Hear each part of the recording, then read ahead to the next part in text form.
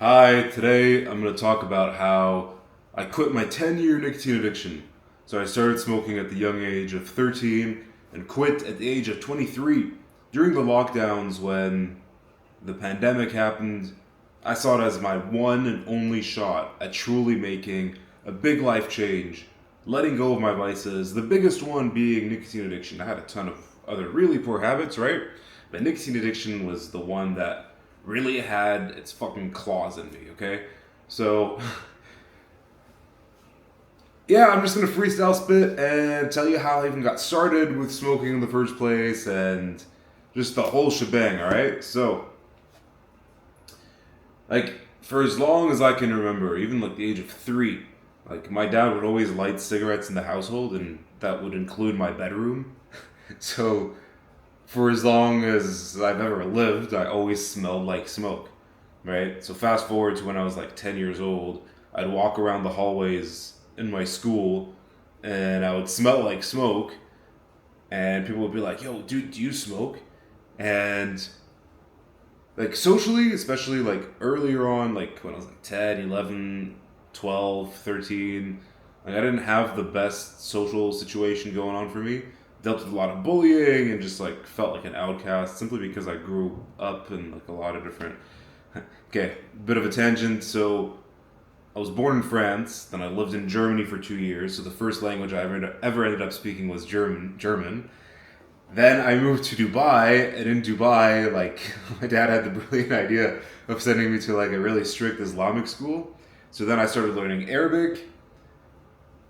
After 2 years of that, there was like a lot of damn. This is a tangent, dude. So in the school, there was like a lot of I don't want to say like propaganda, but maybe it kind of was, right? But there's also just like really, this is like Dubai before it was Dubai that we know now. This is Dubai back when it was a desert and had no buildings, right? And it's just like really strict Islamic country. And in school, because my mom is Christian and not a Muslim, they would like, they basically told me that my mom was gonna burn in hell. And I was like 4 at the time. That shit freaked me out.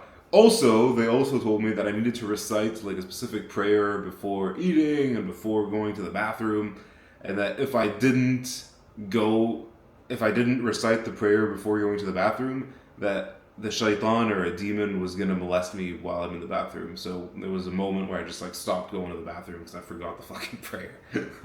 True story, man. So my mom had enough of that, and she was like, "We're getting you out of that school." And then my dad was like, "All right, well then we're sending him to the fucking German school then." So here I am at like, so my mom is French. Also, she speaks French with me. My dad speaks Arabic with me. I don't speak any English at this point, by the way.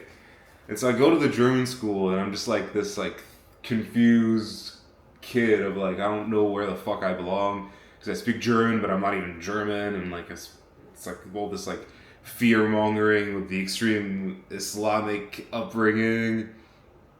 And so in the German school, I got bullied quite a bit, and then boom, eventually, blah blah blah, I got sent to the American school at the age of 10, and so I felt like an outcast then. So when people would be like, "Hey, do you smoke?" I'd be like, "Fuck yeah, I smoke," even though like I didn't at 10, But to me, it was just like, wow, people think I'm cool. I finally get to go from feeling like a total loser, somebody that just kind of get like an outcast that kind of gets bullied, to like feeling cool. And then like I knew it was really just a matter of time before I would smoke. Ever since that happened, I knew it was like as soon as I would have the opportunity to smoke a cigarette, I would do it 100%. And I knew that there would be like no ethical issues. Maybe a little bit of a thrill, but not that big of an issue. So at the age of 13, I was hanging out with some friends in my compound, and there was like the older kids that would always smoke around us. They offered us like cigarettes, and then this like yeah.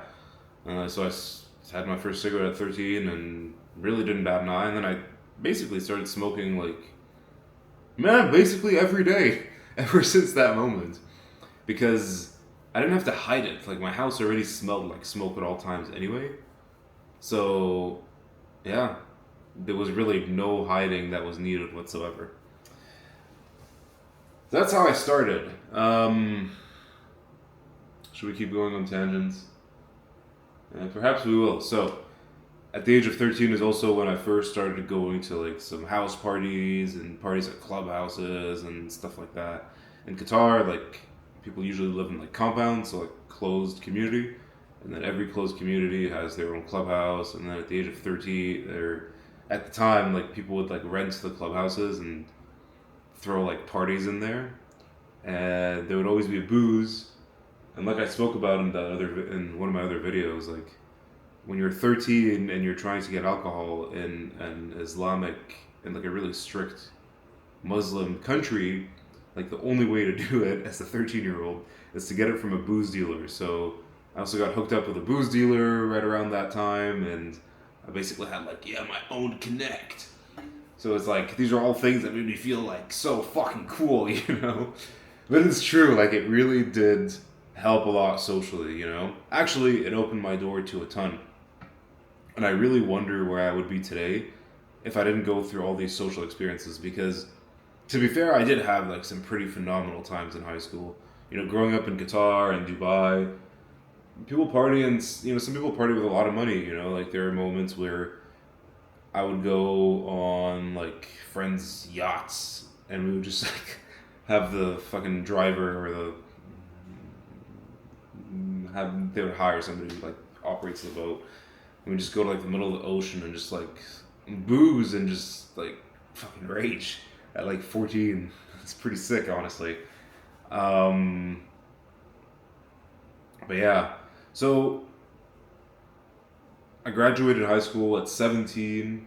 Then I moved to France, and I was very unhappy about going to France. It wasn't my choice per se. You know, there's family pressures and whatnot, and that's when I think some of the habits that I started as a teenager turned like a lot more destructive, right? Because I was in a position where I was really unhappy with where I was, and even though I was smoking a ton and drinking a ton, like it was always like maybe subconsciously there was like things I was looking to escape as a teenager, but for the most part it was just like this crazy thrill, right? Whereas when I moved to France, it was like I'm unhappy. I feel like I've hit a dead end. I don't like France as a culture, right? I'll just say it right now. Like, I don't like France. France sucks. Even today. Okay, the city of Paris can be kind of cool, you know. It's definitely got some good energy, but living there, it's just no way. No way to live, bro. And so I guess that's when I started like associating like more negativity towards my habits. We're gonna focus specifically on smoking in this video. I don't want to go on like a million tangents with other poor habits that I had, but yeah, let's just focus on smoking here. You can watch my other videos where I'll talk about some other shit that I was doing back then. And I think this is when I started like in Qatar. Yeah, I was like smoking cigarettes. I was also smoking doha, which is like a pipe tobacco that gives you like this crazy buzz. But I wasn't smoking like 2 packs a day there. You know, like it was also limited because of the fact that I lived with my parents, the fact that I was in school most of the time that I was awake. So I couldn't always smoke. Whereas when I moved to France and I was on my own and I was truly unhappy, then I was just like, all right, now I'm gonna just like start smoking at all times. Plus, French people smoke like fucking chimneys, right? So, and so do Arab people, and I'm French and Arabic, right? So it's like, the fuck do you expect? Like, of course I'm gonna start chain smoking, you know? And yeah, like it led to basically me smoking at all times, right? You smoke when you wake up, you smoke again, like while you're having a coffee, you smoke.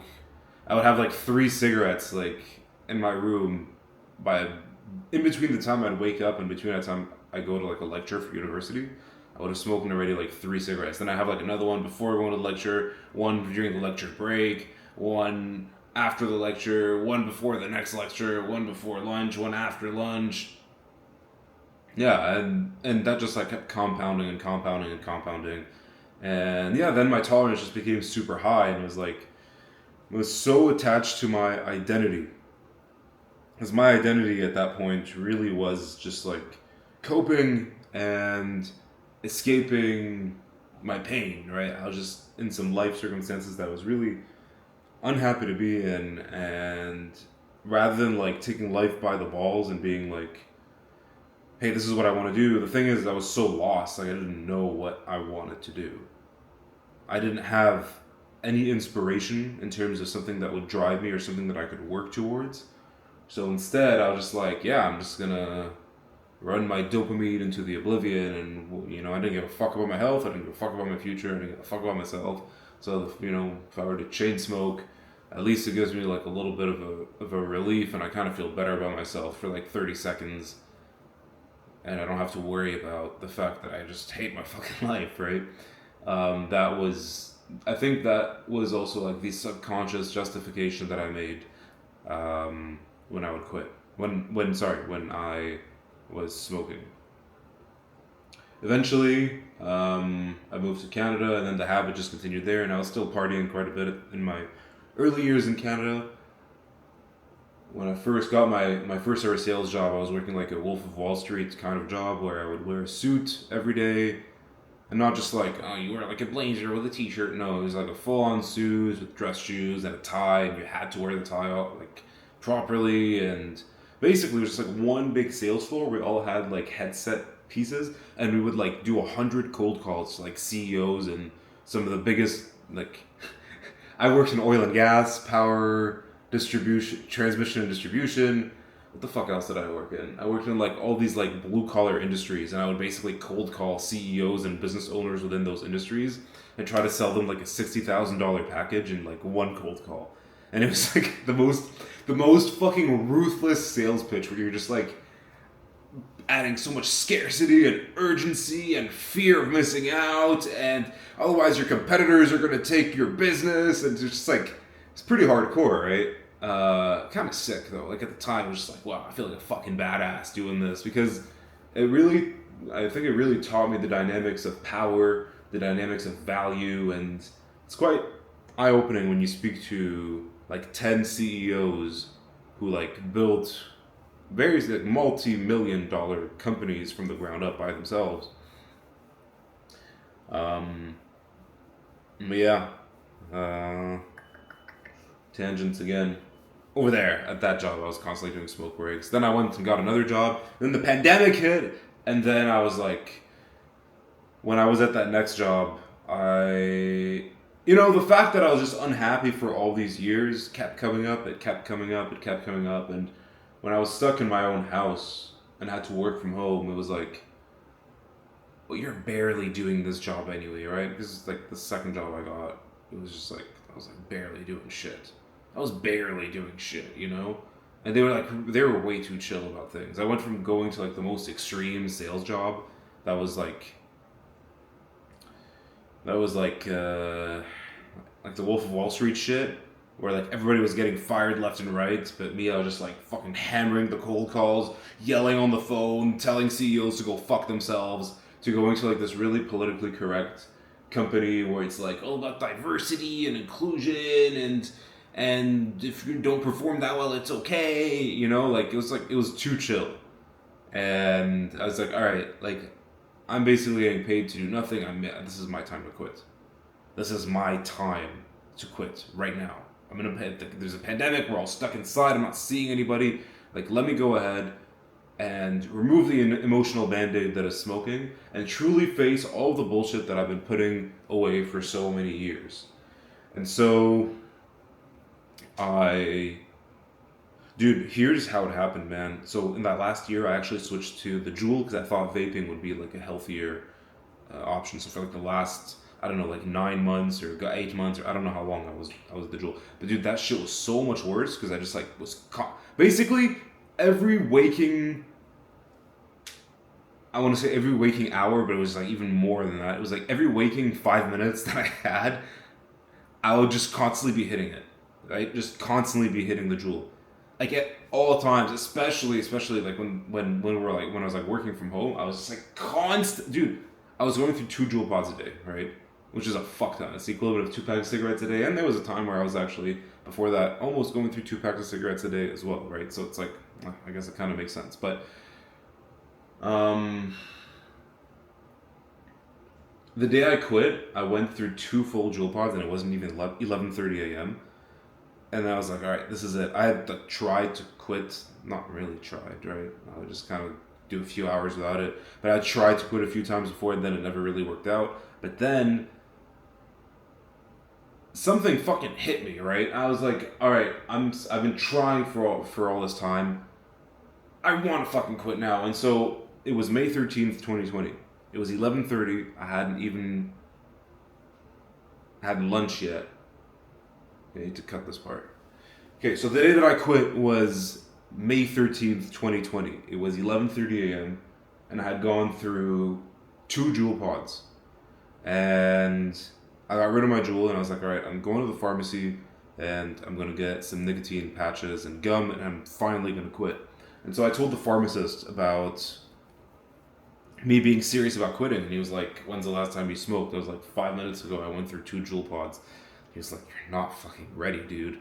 Like, come back when you're actually ready. And I was like, I took it as a challenge, right? I was like, oh yeah, you don't think I'm ready? Watch me, motherfucker. I guarantee you that by next week, you give me the patches, give me the gum, and by next week, I fucking guarantee you that I'll be ready to go on like the smaller nicotine dose right afterwards. And so I did, man. One of the biggest things that helped me, I gotta start. I'm gonna wrap this video up because I don't want this video to take super long to upload to YouTube. So I'm just gonna wrap it up. But I want to say one of the things that helped me the most is being resourceful, right? So first of all, I was in an environment where the only thing I was able to focus on was quitting my addiction and facing what is underneath the emotional band-aid that was nicotine. Number 2, I had the pharmacist who was challenging me, and I wanted to fucking prove something to himself in addition to myself. Number 3 is I called the Quit Nicotine hotline, who would have like 2-hour-long conversations with me about the whole psychology, like my whole experience of quitting every single day. Every single day I would speak with them for like 2 hours, and they were extremely helpful. It was the same, I think they're called cancer.ca, and there's like a number that comes with it that is specifically for addiction, like smoking and vaping addiction therapy. And it was extremely useful to be able to speak to somebody on a daily basis, knowing that they're always there and they'll listen to you. However, they were closed on weekends, so then I had to call the drug and alcoholics hotline. And that kind of like was shocking to me. I was like, damn, like you want to call the fucking drug addicts hotline and the alcoholics hotline? Like when you guys are closed? And they're just like, yeah, like the success rate of quitting smoking and quitting nicotine is like lower than like hard drugs. People have a harder time like quitting smoking than cocaine, and it's like the equivalent of alcoholism and shit, like, you know, other hard drugs at that level. So they basically classified in the same category as hard drugs. The other thing that I did, man, is this is when I finally started exercising. I had a calisthenics park. Gyms were all closed in Canada, right, because of the pandemic. But I had a calisthenics park that was right next to my house. So every single day during my lunch break, even though I wasn't working much for my job anyway, right? But during the lunch break, I would like be able to appear offline on Microsoft Teams, and I would spend that entire hour just like doing pull-ups and dips, pull-ups and dips, pull-ups and dips, shirtless while under the sun, and just like going from being stuck in an office and just being seated all the time. Like, of course you're gonna fucking want to reach for your nicotine, for your easy dopamine, right? But working from home, having everything that's shut down, it kind of forced me to like get back in touch with the outside, with nature, with the sun, and having that daily routine of like pull-ups and dips, pull-ups and dips, pull-ups and dips, pull-ups and dips, under the sun every single day for a whole hour. It was so meditative, man. It was so meditative, and I didn't have any distractions, right? I didn't take my phone with me. I didn't have anything with me. I would just be there by myself, and that would give me like a natural dopamine hit. A natural dopamine hit that would help me with my withdrawals quite a bit. Of course, I mean, the number one thing. I forgot to mention that, but obviously I was on gums and patches. And I actually ended up being on the patches for 3 months and the gum for 4 until I finally just transitioned to like regular gum. And then I finally just stopped smoking altogether. Even though at the time I wasn't drinking much, I still would allow myself to kind of get pressured into having a drink every now and then by coworkers or by peers and stuff like that. But this was the time where I fully realized that drinking is absolutely not it for me, and I ended up quitting drinking within that time period as well. Okay, we are almost at 21 minutes, so I need to cut this short, man. But there will most definitely be more videos of me talking about some of the other habits that I had to give up, some of the biggest transformations that I made in my life, how I've now become a professional Muay Thai fighter, and more stuff about my past. I'm gonna share it and lay it all out on the table for you guys, man. Love you guys. Thank you for listening, and peace out.